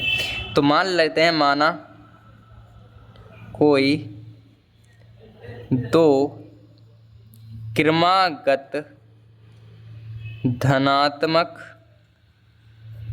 पूर्णांक x तथा x प्लस 1 है, ये मान लिया भाई, मान लिया। तब इनके वर्गों का योग दे रखा है हमें, तो वर्गों का योग तब प्रश्नानुसार वर्गों का योग मतलब x प्लस 1 का स्क्वायर बराबर दे रखा है 365, मतलब इसका स्क्वायर और इनका स्क्वायर बराबर 365 है, ये हमें प्रश्न में दे रखा है, ठीक है। तो कर लो भाई, यहाँ पे हो जाएंगे एक्स स्क्वायर प्लस ए प्लस बी का होल स्क्वायर, यानी x square plus 1 plus 2x बराबर 365। तो x 2x स्क्वायर हो गए, प्लस के 2x हैं ही, और ये 365 इधर आएंगे तो बनेंगे 364 माइनस के वो भी, और ये हमारा समीकरण बन गया एक, और समीकरण एक में हम 2 कॉमन दिख रहे हैं तो 2 कॉमन आराम से ले लेंगे। तो यहाँ लिख देंगे समीकरण 1 से 2 कॉमन लेने पर, तो यहाँ पे बचेंगे एक्स स्क्वायर, यहाँ पे बचेंगे एक्स, और यहाँ पे बचेंगे 2 एकम 2, 2 8 16, 2 8 16, 2 दूनी 4, 182। ठीक है, ये हमारे पास बच जाएंगे। अब इसको सॉल्व करेंगे। 182 एकम तो 182, 182 को हम इस तरीके से अभी तोड़ा था जस्ट 13 और 14 में, तो वैसे ही हम तोड़ देंगे यहाँ पर भी। तो ये हमारे पास आएगा एक्स स्क्वायर प्लस के 14x माइनस के 13x माइनस के 182 बराबर 0।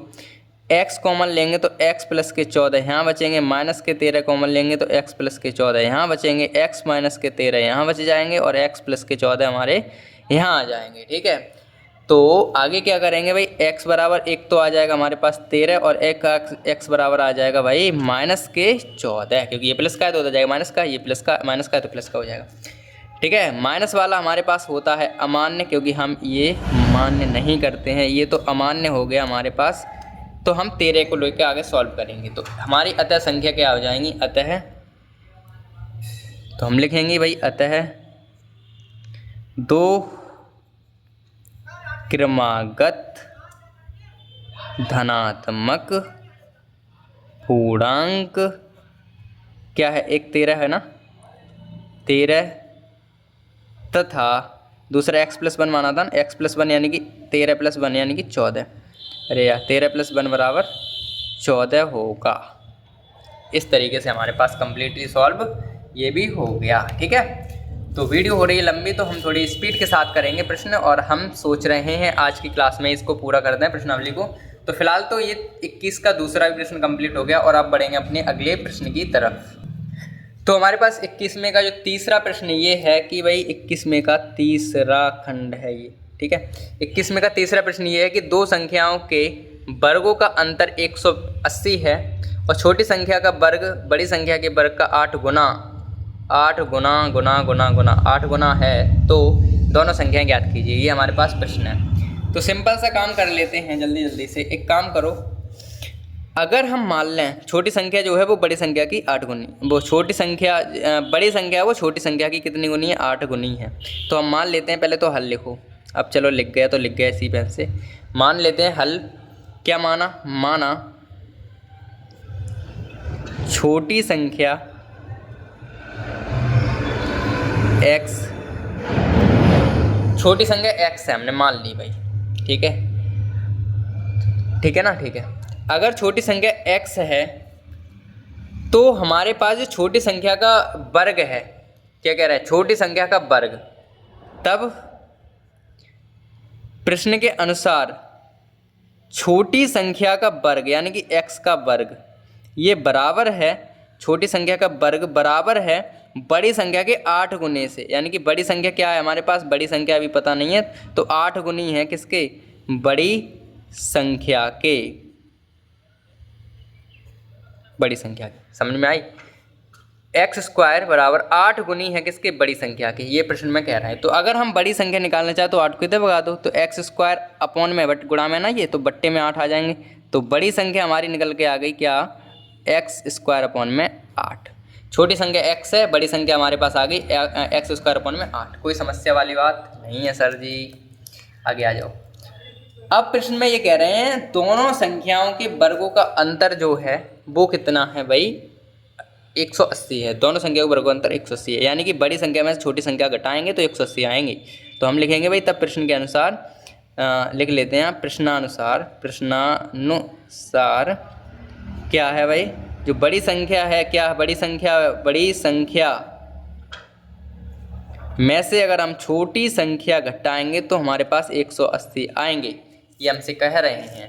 ठीक है सर। तो x² अपॉन में 8, इनके वर्ग की बात चल रही है, ये ध्यान रखना, इनके वर्गों में से घटाना है, वर्गों में से। तो इसका वर्ग आ जाएगा माइनस छोटी संख्या x का वर्ग आ जाएगा बराबर 180 आ जाएंगे। ठीक है, तो इसका स्क्वायर करेंगे तो x का स्क्वायर मतलब x की पावर 4, 8 का स्क्वायर करेंगे तो 8 64 माइनस, दिख रहा है ना, दिख रहा है तो इधर बढ़ा लेते हैं आगे, कौन सी दिक्कत वाली बात है भाई, अभी बढ़ गया। ठीक है, बढ़ गया। तो ये हो गया हमारे पास एक्स स्क्वायर बराबर 180, यहाँ बट्टे में एक्स मान लेते हैं, एक मान लेते हैं मतलब। तो एक मानेंगे तो यहाँ पे देखो क्या आ जाएगा भाई, यहाँ पे आ जाएगा 64 एकन 64 एक्स की पावर 4 माइनस 64 की पावर 64 एक्स स्क्वायर बराबर 180। ठीक है, ये हो गया हमारे पास। अगर हम आगे बढ़ें तो इनका गुणा इधर कर देंगे, तो x की पावर 4 माइनस 64 एक्स स्क्वायर और बराबर इनका गुणा इधर करेंगे तो हमारे पास ये आएंगे 11,520। ये गुणा हमने कर लिया था पहले, ये हमारे पास आ जाएंगे। ठीक है, तो हमारे पास इतना काम हो गया। अब अगर हम इनको इधर लाएं तो क्या होगा, x square minus 64 x square minus हो जाएंगे 11,520 बराबर 0। यहाँ से हमें पास अगर हम इसके गुणनखंड करना चाहें तो हम कर सकते हैं। देखो x की पावर यहाँ 4 चल रही, तो x की पावर 4 ये इसको इसमें तोड़ेंगे तो हमारे पास ये हो जाएंगे, x की पावर 4 में तोड़ेंगे तो x की पावर 4 माइनस 144 एक्स स्क्वायर। ठीक है, मैं अगर 64 चाहिए ना, हमें कितनी चाहिए, 64 चाहिए हमें। तो एक काम करो, 144 में से अगर हम 80 घटा दें एक्स स्क्वायर तो माइनस के 100 ये बचेंगे। देखो 80 और इनका गुणा हम अगर करेंगे तो इतने आएंगे, क्योंकि 8 नहीं, हाँ 0 सही है, इतने ही आ जाएंगे। ठीक है, तो 80 में से ये घटाएंगे, 64 चाहिए तो 80 इसमें से ये घटा देंगे, यानी कि माइनस के 144 में से प्लस के ये घटा देंगे तो माइनस के बच जाएंगे। ठीक है सर, यहाँ से कॉमन लोगे तो देखो यहाँ से तो हमें कॉमन मिल रहा है केवल एक्स स्क्वायर, तो एक्स स्क्वायर अगर कॉमन लेंगे तो एक्स स्क्वायर माइनस 144 बचेंगे और यहाँ से हमें पास मिल रहे हैं केवल 80 कॉमन, तो यहाँ एक्स स्क्वायर माइनस 144 हमारे पास यहाँ बचेंगे। तो एक्स स्क्वायर प्लस के 80 ये आ गए और एक जगह आ जाएंगे एक्स स्क्वायर माइनस के 144। ठीक है, तो यहाँ से एक्स स्क्वायर बराबर तो आ गया माइनस के 80 और यहाँ से एक्स स्क्वायर बराबर आ गया 1 प्लस के 400। अब ये तो अमान्य हो गया भाई, अमान्य हो गया क्योंकि ये माइनस में आ गया, तो इसे सॉल्व करने की ज़रूरत है नहीं। ठीक है, तो यहाँ से एक्स स्क्वायर बराबर इतने जाएगा तो स्क्वायर रूट चढ़ जाएगा, तो ये आ जाएगा 12। एक मिनट रुक जाओ, यहाँ से स्क्वायर हटाएंगे तो इधर रूट चढ़ेगा, तो रूट 144 रूट 12 होता है ना, 12 प्लस माइनस के 12 हमारे पास आ जाएंगे यहाँ पे। ठीक है, रूट में से बाहर निकालेंगे तो प्लस माइनस के 12 हमारे पास आ जाएंगे।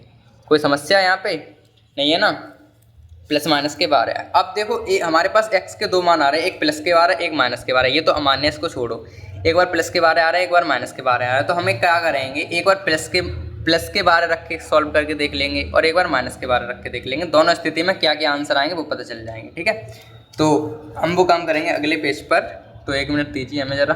तो अब हम कर लेते हैं उसके आगे का काम। ठीक है, तो जब हमारे पास प्लस के 12 और माइनस के 12 दो कंडीशन बन रही, तो पहली कंडीशन के हिसाब से अगर हम चलें कि जब हमारे पास x बराबर जो लें हम वो प्लस के 12 ले लें, प्लस के 12 लें। ठीक है, तब छोटी संख्या क्या होगी भाई, तब छोटी संख्या हमारे पास क्या होगी, तब यहाँ लिखो, तब छोटी संख्या तो हमने x मानी थी, तब छोटी संख्या x मानी थी, यानी कि छोटी संख्या तो 12 होगी, 12 होगी, छोटी संख्या 12 होगी तथा बड़ी संख्या क्या होगी, बड़ी संख्या, तब बड़ी संख्या हमारे पास क्या थी, एक्स स्क्वायर अपॉन में 8 थी, यही तो थी भाई, एक्स स्क्वायर अपॉन में 8। तो यहाँ से अगर हम इसको सॉल्व करेंगे तो ये हो जाएंगे 12 का स्क्वायर, यानी कि 12 इंटू 12, एक्स बराबर 12 रखने हैं तो 12 इंटू 12 अपॉन में 8, यानी कि 144 अपॉन में 8, और 8 से ये काटेंगे तो हमारे पास कटे जाएंगे 18 बार। ठीक है, क्योंकि 18 8 144 होते हैं। ठीक है, तो ये हमारे पास हो गया। जब हम x बराबर 12 लेंगे प्लस के, तो हमारे पास छोटी संख्या 12 होगी और बड़ी संख्या होगी 18। ठीक है, और जब हम x बराबर लेंगे माइनस के 12, तब छोटी संख्या क्या होगी भाई, छोटी संख्या क्या होगी भाई, 12 माइनस के 12 होगी, तब छोटी संख्या क्या होगी, माइनस के 12 होगी, और बड़ी संख्या क्या हो जाएगी, तथा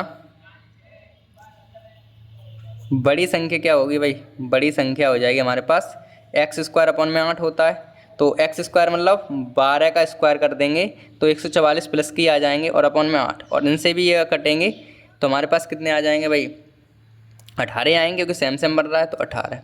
ठीक है, तो हमारे पास सेम से कंडीशन बन रही थी। देखो बड़ी संख्या तो सेम आ गई, लेकिन छोटी में माइनस प्लस का फर्क पड़ रहा है, तो अतः हम कह सकते हैं कि हमारी संख्याएँ जो हैं, हमारी संख्या क्या है, छोटी संख्या 12 है तथा बड़ी संख्या 18 है। और दूसरे केस में छोटी संख्या -12 है और बड़ी संख्या 18 है। आप इतना करके आएंगे तब भी हमारे पास पूरे नंबर मिल जाएंगे, कोई दिक्कत वाली बात नहीं है। तो फिलहाल तो ये वाला प्रश्न जो है वो हमारे पास कम्प्लीटली सॉल्व हो गया है। कौन सा 21वां प्रश्न है, 21वें का लास्ट प्रश्न था ये, तीसरा, वो कंप्लीट हो गया अपने पास। तो अब हम बढ़ेंगे अपने अगले प्रश्न की तरफ। तो हमारे पास 22वां प्रश्न क्या है भाई, एक कुटीर उद्योग का एक दिन में कुछ बर्तनों का निर्माण करता है। मतलब कोई कुटीर उद्योग है वो क्या करता है, कुछ बर्तनों का निर्माण करता है। एक विशेष दिन यह देखा गया कि प्रत्येक यहाँ पे प्रत्येक होगी, प्रत्येक नग की निर्माण लागत रुपयों में उस दिन के निर्माण किए गए बर्तनों की संख्या दोगुने से 3 अधिक थी। ठीक है, यदि उस दिन की कुल निर्माण जो है वो लागत 90 रुपये थी, तो निर्मित बर्तनों की संख्या हमें ज्ञात करनी है और प्रत्येक नग यानी कि प्रत्येक बर्तन की संख्या। प्रत्येक नग का मतलब यहाँ पे ये है कि एक बर्तन की कीमत पता करनी है। ठीक है, और हमें क्या करना है, संख्या बतानी है, क्या बर्तनों की संख्या बतानी है और नग की कीमत बतानी है, लागत बतानी है। ये संख्या है, मतलब एक नग की लागत हमें बतानी है, सिंपल सी बात ये है। ठीक है, प्रत्येक नग की लागत। तो कुल मिला के आगे हम काम करें इसमें तो थोड़ा सा आपको सब्र बना के भाई रखना पड़ेगा इस प्रश्न के लिए। तो सबसे पहले तो एक काम करते हैं, मान लेते हैं कि वह बर्तनों की संख्या x है। भाई बर्तनों की संख्या हम x मान लेते हैं ना, तो हल लिखो पहले, तो यहाँ पे लिख लेते हैं हल लिख लिया। ठीक है, तो मान लेते हैं भाई, माना बर्तनों की संख्या, जो निर्मित बर्तन यानी बनाए गए बर्तनों की संख्या लिख लेते हैं। माना बनाए गए बर्तनों की संख्या x है, ये हमने मान लिया है, बराबर x है मान लिया। ठीक है, तब अगर हम बर्तनों की लागत बताएं तो लागत की बात चली यहाँ से। लागत जो है वो क्या है, दुगने से 3 अधिक है। लागत जो है वो दुगने से क्या है, 3 अधिक है। तो तब बर्तनों की लागत तब क्या होगी, तब बर्तनों की लागत क्या होगी, तब बर्तन की लागत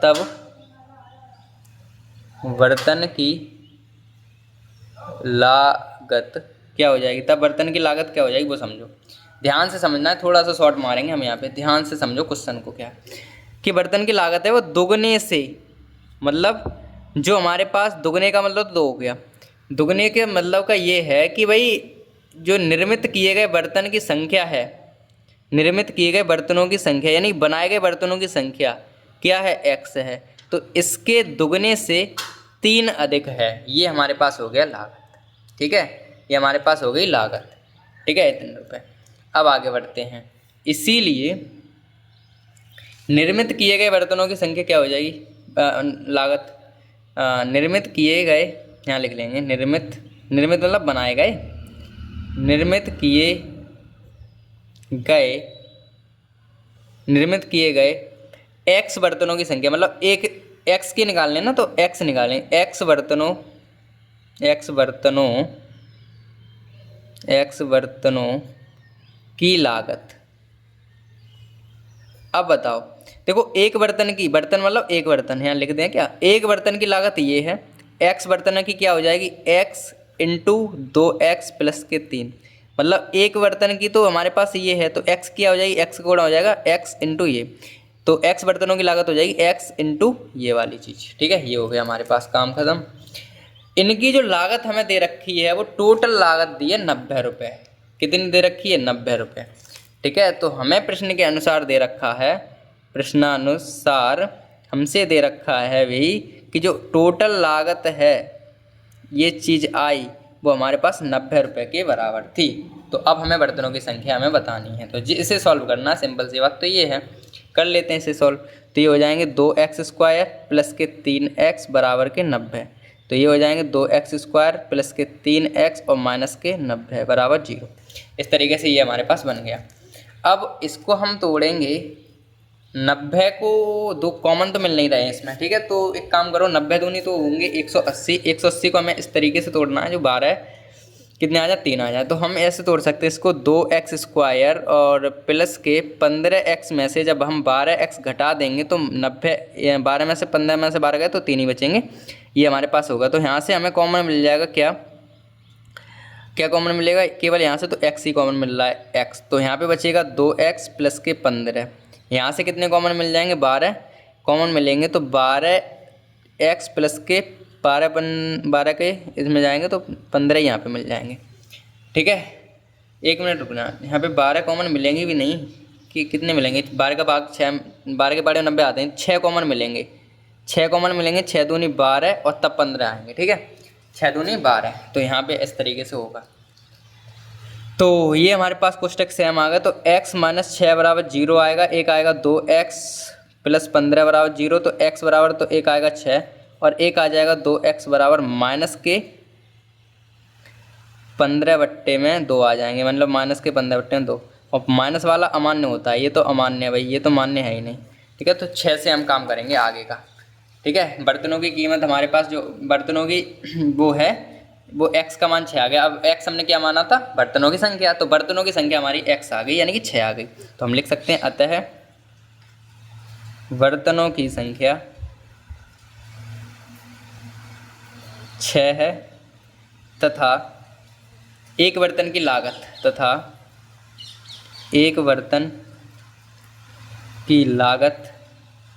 क्या आई थी हमारी 2x प्लस 3, तो 2 इंटू 1 मतलब x की जगह 6 प्लस 3 यानी 2 छिंग 12 और 13, 2 छिंग 12 प्लस 3 यानी कि 15।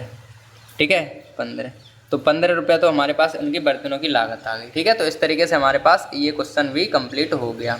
ठीक है भाई, ध्यान से समझना है। देखो 2x 3 थी और उसमें ही हमने रख दिया यहाँ पे मान, तो इस तरीके से हमारे पास ये क्वेश्चन भी कंप्लीट हो गया। कौन सा, 22वां। तो अब हम बढ़ेंगे अपने अगले प्रश्न की तरफ। प्रश्न है और ये रेलगाड़ी के ऊपर है। वो क्या है, ध्यान से समझो भाई। ये प्रश्न इस तरीके से है कि भाई एक रेलगाड़ी एक समान चाल से 360 किलोमीटर की दूरी तय करती है। यदि इसकी चाल 5 किलोमीटर प्रति घंटा अधिक हो तो उसे दूरी तय करने में 48 मिनट कम लेती है। रेलगाड़ी की प्रारंभिक चाल हमें बतानी है।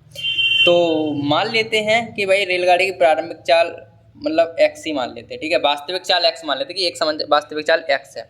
ठीक है, तो मान लेते हैं, इस प्रश्न को थोड़ी देर के लिए हटा देंगे और आगे सॉल्व करेंगे। तो यहाँ पे ध्यान से समझना है क्योंकि प्रश्न की ज़रूरत पड़ती रहेगी हमें, इस वजह से हम ध्यान से समझते चलेंगे। तो हल लिखते हैं यहाँ पे। तो क्या होगा वो देखो कि भाई क्या माना, रेलगाड़ी की वास्तविक चाल x किलोमीटर प्रति घंटा है, x किलोमीटर प्रति घंटा है, ये हमने मान लिया। ठीक है, अब जब रेलगाड़ी की एक समय चाल हमने x किलोमीटर प्रति घंटा मान ही लिया है, तो अगर इसकी चाल में 5 किलोमीटर प्रति घंटा बढ़ाएं, तब रेलगाड़ी की चाल में 5 किलोमीटर प्रति घंटा की चाल बढ़ाने पर अगर बढ़ाएंगे तो हमारे पास आएगी x प्लस के 5।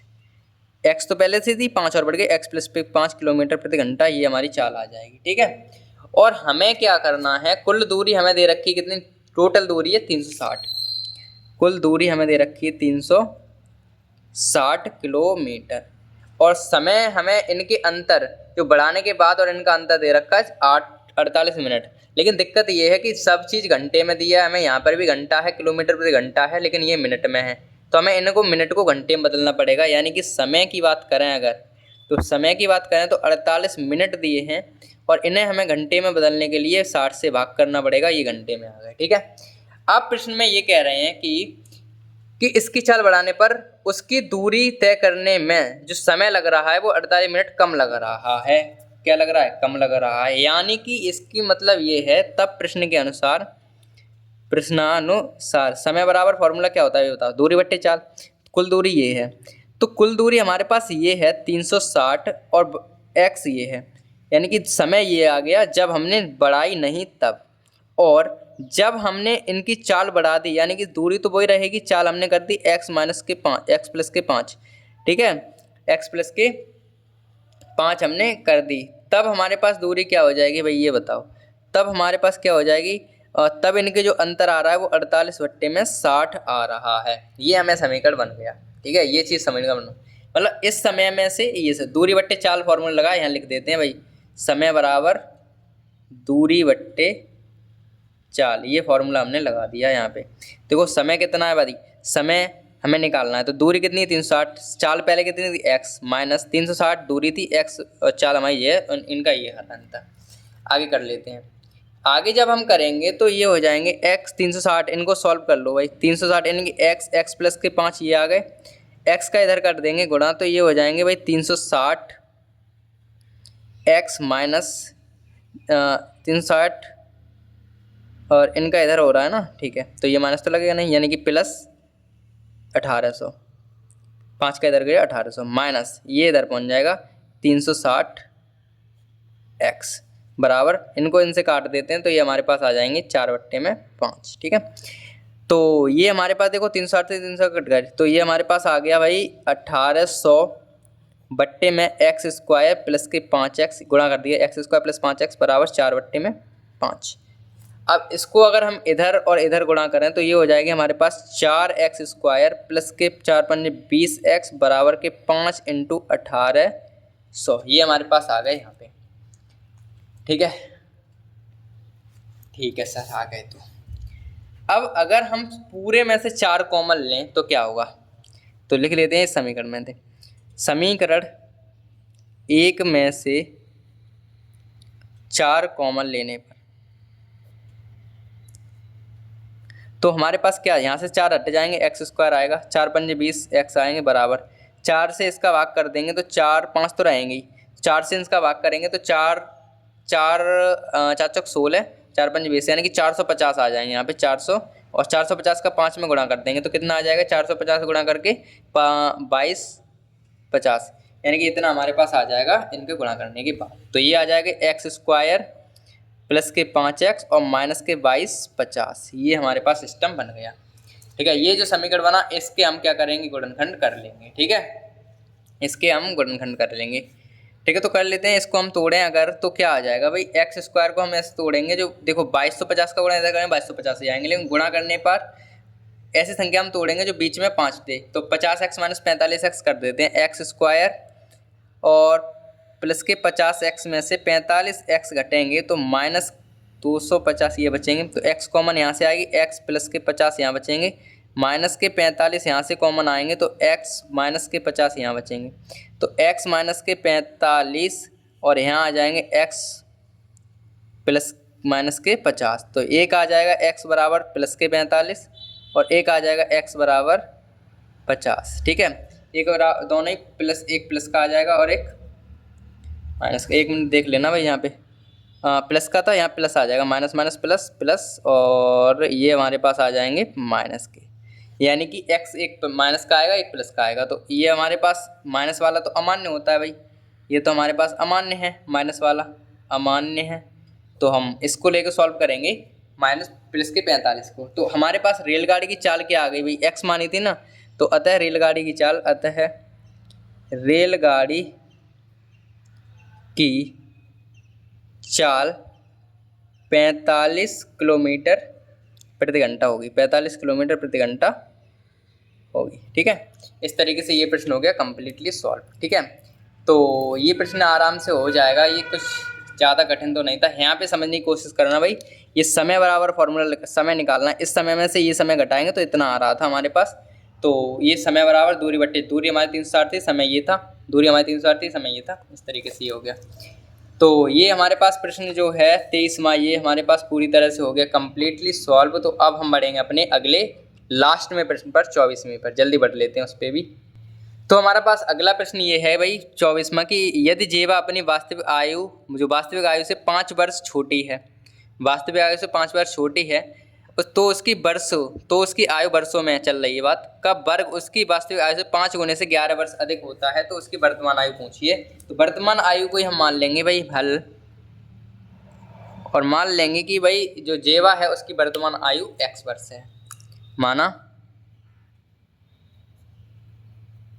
जेवा की वर्तमान आयु x वर्ष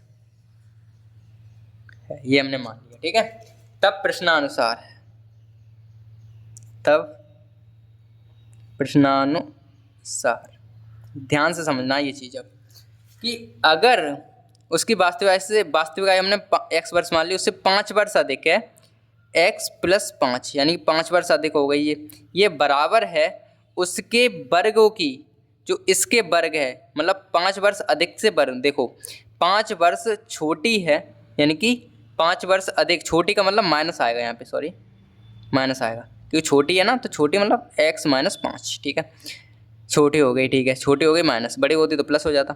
तो उसकी आयु में वर्षों में उसके वर्ग यानी कि इनका वर्ग बराबर है उसकी आयु के 5 गुने से, यानी कि उसके 5 गुने से 11 वर्ष अधिक होगी तो बराबर है ये चीज़ समझो। अब भाई ध्यान से समझना इस चीज़ को ही बनाना। देखो उसकी वर्तमान आयु x है, 5 वर्ष छोटी मतलब x - छोटी हो तो उसकी आयु का वर्ग, तो ये आयु जो बनी उसकी आयु का वर्ग यानी कि वर्ग हो गया, बराबर है 5 गुने से उसकी वास्तविक आयु ये है पूरी के 5 गुने से, यानी x के 5 गुने से 11 अधिक है। इस तरीके से ये हो गया, इसको सॉल्व करना है सिंपल सी। तो x - y का a - b का होल स्क्वायर बनना है, तो x² + 25 और -10x बराबर 5x + के 11, ये बन गया हमारे पास।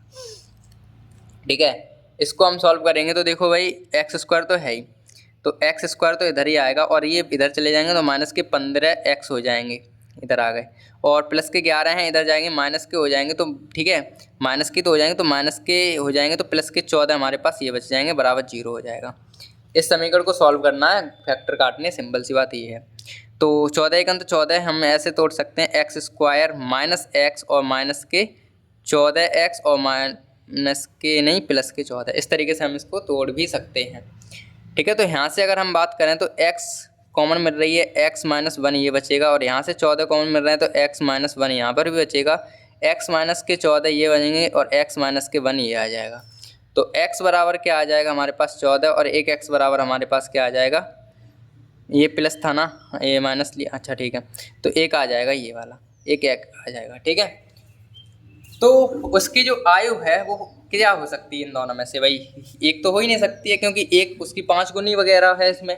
अब ये तो हमें देखते ही लगना है ये तो होगा नहीं, तो हम कह सकते हैं 14 होगा, इन दोनों में से एक होगा तो 14 होगा। तो अतः हम लिखेंगे भाई, अतः जेवा की आयु, वर्तमान आयु 14 वर्ष होगी। डन। ठीक है, तो ये लास्ट में प्रश्न था आज की क्लास का, तो ये भी हो गया हमारे पास कंप्लीटली सॉल्व।